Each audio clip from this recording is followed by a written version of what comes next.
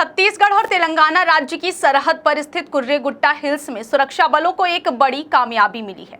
21 दिनों तक चले एक बड़े ऑपरेशन में 31 नक्सलियों को मार गिराया गया है। इस ऑपरेशन का लाइव वीडियो भी सामने आया है, जिसमें जवान नक्सलियों पर भारी गोलीबारी करते हुए दिख रहे हैं। अलग अलग दिनों में हुई इस मुठभेड़ में सुरक्षा बलों ने नक्सल संगठन के एरिया कमेटी मेंबर यानी एसीएम और डिविजनल कमेटी मेंबर रैंक के नक्सलियों को मार गिराने में सफलता हासिल की है।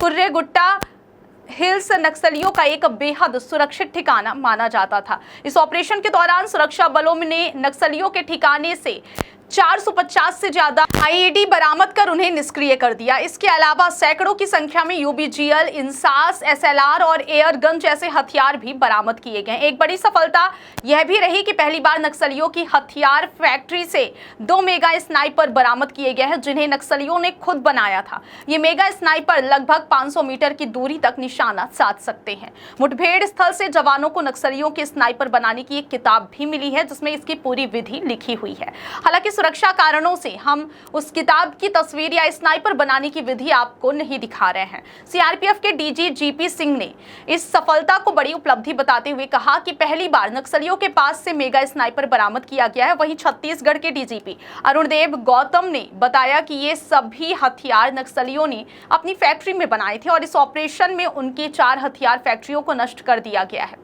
21 अप्रैल 2025 तक कुर्रेगुट्टा हिल्स नक्सलियों का सबसे सुरक्षित गढ़ था। उन्हें पूरा विश्वास था कि यहाँ सुरक्षा बल कभी नहीं पहुंच पाएंगे।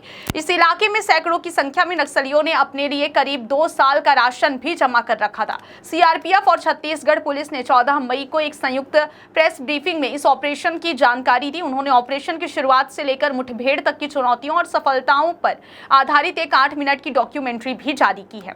छत्तीसगढ़ के डीजीपी अरुणदेव गौतम ने प्रेस कॉन्फ्रेंस में बताया कि नक्सलियों ने पहाड़ी की गुफाओं में लगभग 250 ठिकाने बना रखे थे, जिनमें बड़े कैडर के इलाज के लिए अस्पताल और हाईटेक हथियार बनाने की 4 फैक्ट्रियां भी शामिल थीं। सुरक्षा बलों ने इन सभी ठिकानों को ध्वस्त कर दिया है। इसी बड़ी कामयाबी पर प्रधानमंत्री नरेंद्र मोदी ने सुरक्षा बलों को बधाई देते हुए कहा कि यह सफलता नक्सलवाद को जड़ से समाप्त करने की दिशा में हमारे अभियान को सही साबित करती है। उन्होंने नक्सल प्रभावित क्षेत्रों में शांति स्थापित कर उन्हें विकास की मुख्य धारा से जोड़ने की प्रतिबद्धता दोहराई है।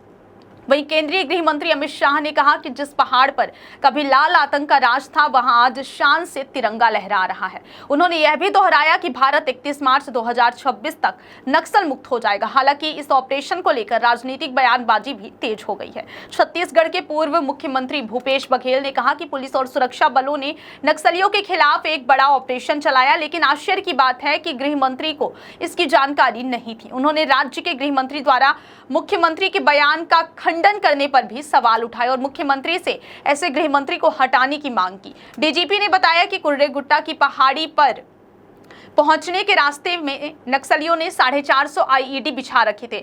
उन्हें विश्वास था कि इतनी सुरक्षा के बावजूद कोई भी फोर्स उनके किले तक नहीं पहुंच पाएगी, लेकिन सुरक्षा बलों ने हर आईईडी को निष्क्रिय करते हुए चोटी तक पहुंचकर इस भ्रम को तोड़ दिया। इस ऑपरेशन की सफलता के लिए टेक्निकल इनपुट के आधार पर रणनीति तैयार की गई थी। 24 घंटे के एनालिसिस के बाद फोर्स ने पहाड़ी की चोटी पर न सिर्फ अपना बेस कैंप बनाया, बल्कि वहां हेलीपैड भी तैयार किया ताकि सूचना और मदद तेजी से पहुंचाई जा सके। ऑपरेशन कुर्रेगुट्टा की सफलता पर सीआरपीएफ डीजी जीपी सिंह और छत्तीसगढ़ पुलिस डीजी अरुणदेव गौतम ने बीजापुर में प्रेस कॉन्फ्रेंस कर कामयाबी और चुनौतियों की विस्तृत जानकारी दी। इस ऑपरेशन की सफलता से पहले ही नक्सलियों के सेंट्रल कमेटी सदस्य और प्रवक्ता अभय ने एक पर्चा जारी कर 26 नक्सलियों के मारे जाने की पुष्टि की थी और सरकार से शांति वार्ता पर अपना रुख स्पष्ट करने की मांग की थी। छत्तीसगढ़ तेलंगाना बॉर्डर पर 22 अप्रैल से शुरू हुए इस नक्सल ऑपरेशन का आज 24वां दिन है। फोर्स ने अब तक 31 नक्सलियों को मार गिराया है, जबकि आईईडी ब्लास्ट की चपेट में आने से 8 से ज्यादा जवान भी जख्मी हुए हैं। हालांकि इस ऑपरेशन को लेकर कांग्रेस ने कई सवाल भी उठाए।